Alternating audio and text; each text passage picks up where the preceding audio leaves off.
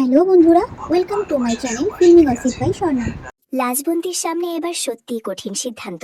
একদিকে অনুভবের ভালোবাসা আর বিয়ের প্রস্তাব, অন্যদিকে নিজের বর্তমান বিয়ে, সমাজের ভয় আর অনুভবের পরিবারের সম্মান। আর ঠিক তখনই অনুভবও সিদ্ধান্ত নিয়ে ফেলেছে লাজবন্দির কাছ থেকে অনেক দূরে চলে যাবে। তাহলে কি সত্যিই এবার লাজবন্দিকে ছেড়ে বিদেশে বাড়ি দেবে অনুভব, নাকি এই দূরত্বই লাজবন্দিকে নিজের মনের সত্যিটা বুঝতে বাধ্য করবে? হ্যাঁ, এরকম দৃশ্য হতে চলেছে আজকের কোণে দেখা আলো ধারাবাহিকের এপিসোডে। ধারাবাহিকের শুরুতে আমরা দেখতে পাই সকাল থেকেই লাজবন্দির শরীর খারাপ। মাথা ধরেছে বলে সে কলেজে যাওয়ার সিদ্ধান্ত নেয় না। তার রুমমেট ওষুধ দিয়ে যায়, কিন্তু লাজবন্দির আসল অসুস্থতা যে শরীরে নয় সেটা খুব তাড়াতাড়িই বোঝা যায়। কারণ বিছানায় শুয়ে বারবার তার মনে পড়ে যায় অনুভবের বলা সেই কথাগুলো। অনুভব তাকে বিয়ের প্রস্তাব দিয়েছে, নিজের করে নিতে চেয়েছে, আর সেই কথাগুলোই লাজবন্দির মাথার মধ্যে বারবার ঘুরতে থাকে। ঠিক সেই সময় লাজবন্দির ফোনে বিশুর ফোন আসে, কিন্তু লাজবন্দি ফোনটা দেখেও ধরে না। এদিকে কলেজে লুলু আর মৃত্তিকাকে নিয়ে বিশু বেশ চিন্তায় পড়ে যায়। লাজবন্দি কেন ফোন ধরছে না, কেন কলেজে আসেনি, তার সঙ্গে অনুভবের কোনো সমস্যা হয়েছে কিনা সেই নিয়েই সবার মধ্যে আলোচনা শুরু হয়। শেষ পর্যন্ত বিশুই ঠিক করে কলেজের পর সে লাজবন্তীর সঙ্গে দেখা করবে। অন্যদিকে আমরা দেখতে পাই অনুভবের বাড়িতে একেবারে অন্যরকম পরিস্থিতি। অনুভবের মা, ছোট এবং জেঠিমণি আবার তার বিয়ের কথা তুলেছে। ঘোষালদের বাড়ি থেকে সবাই আসবে, অনুভবের সঙ্গে আলাপ করবে। কিন্তু অনুভব একেবারে পরিষ্কার জানিয়ে দেয় সে আর বিয়ে করতে চায় না। ছোট তখন বোঝাতে থাকে ডিভোর্স হয়ে গেছে, পুরনো সম্পর্ক শেষ, এবার নতুন করে জীবন শুরু করা উচিত। কিন্তু অনুভব কোনোভাবেই রাজি নয়। এমনকি সে প্রশ্ন তোলে, এত তাড়াহুড়ো করে একটি মেয়ে কেন একজন ডিভোর্সি ছেলেকে বিয়ে করতে চাইছে। জেঠিমণি তখন জানায় মেয়েটির কোষ্ঠীতে সমস্যা আছে বলেই কয়েকটি সম্বন্ধ ভেঙে গেছে, কিন্তু তাদের পরিবার এসব বিশ্বাস করে না। কথাটা শুনেও অনুভবের মন বদলায় না। সে বলে বিয়ের কোনো ইচ্ছাই তার নেই, বরং পরিবারের চাপ থেকে বেরিয়ে যাওয়ার জন্য সে এমন একটা সিদ্ধান্ত নেয় যেটা শুনে বাড়ির সবাই একেবারে অবাক হয়ে যায়। অনুভব অফিসে জানিয়ে দিয়েছে তাকে যেন বাইরে পোস্টিং দেওয়া হয়, সুযোগ পেলে সে বিদেশেও চলে যাবে, এমনকি দরকার হলে চাকরি ছেড়ে অন্য জায়গায় কাজ নিতেও সে প্রস্তুত। এদিকে অনুভবের এই সিদ্ধান্তে ছোট একেবারে ভেঙে পড়ে। নিজের ছেলেকে সুখী দেখতে চাওয়াটাই কি তার অপরাধ, সেই প্রশ্ন করতে থাকে সে। কিন্তু অনুভব যে নিজের সিদ্ধান্তে একেবারে অনড় সেটা বোঝা যায় তার কথাতেই। পরবর্তীতে অফিসে সুমনদার সঙ্গে কথা বলতে দেখা যায় অনুভবকে। সুমনদা জানতে চায় ব্যক্তিগত জীবনের ঝামেলার কারণে হঠাৎ এমন সিদ্ধান্ত নিয়েছে কিনা, কিন্তু অনুভব পরিষ্কার জানিয়ে দেয় এটা কোনো আবেগের সিদ্ধান্ত নয়, সে নিজের সিদ্ধান্ত নিয়ে 100% নিশ্চিত। সুমনদা জানায় প্রথমে হয়তো ব্যাঙ্গালোর, তারপর ভ্যাঙ্কুভারেও তাকে পাঠানো হতে পারে। আর তখনই অনুভবের মনের আসল কথাটা সামনে আসে।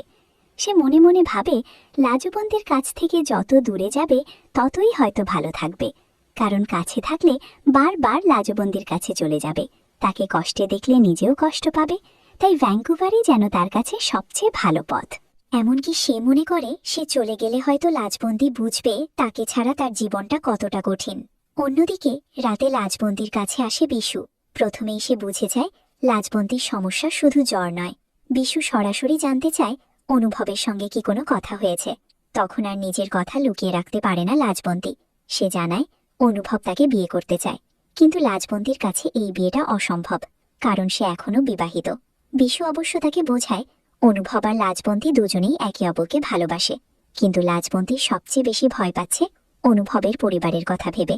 যে পরিবার তাকে একসময় আশ্রয় দিয়েছে, সেই পরিবারের ছেলে যদি তার জন্য নিজের বিয়ে ভেঙে দেয়, তাহলে সবাই তাকে কী চোখে দেখবে, লোকজন কি বলবে, অনুভবকেই বা কত অপমান সহ্য করতে হবে।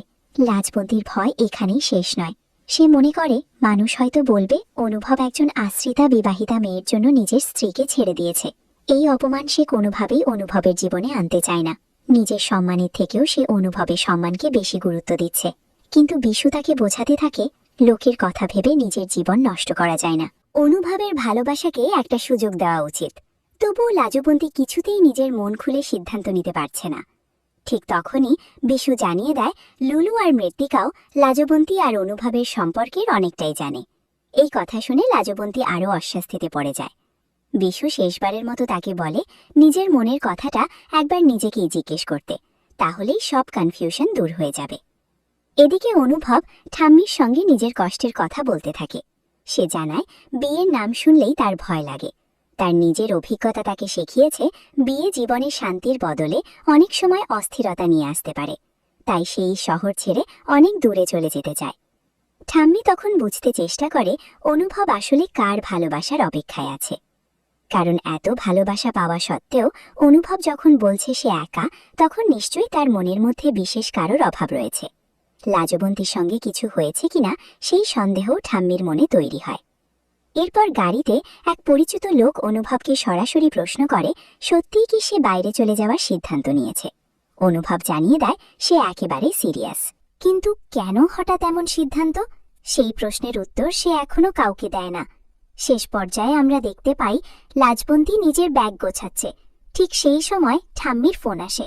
ঠাম্মি জানায় অনেক কিছু ঘটে গেছে, আর এরপর যা হতে চলেছে তা হয়তো সবার হাতের বাইরে চলে যাবে। লাজবন্তী কিছুই বুঝতে পারে না। তখন ঠাম্মি বলে এমন একটা বিষয় আছে যেটা হয়তো একমাত্র লাজবন্তীই ঠিক করতে পারবে, আর সবচেয়ে বড় কথা, ঠাম্মি হোস্টেলে লাজবন্তীর সঙ্গে দেখা করতে আসছে।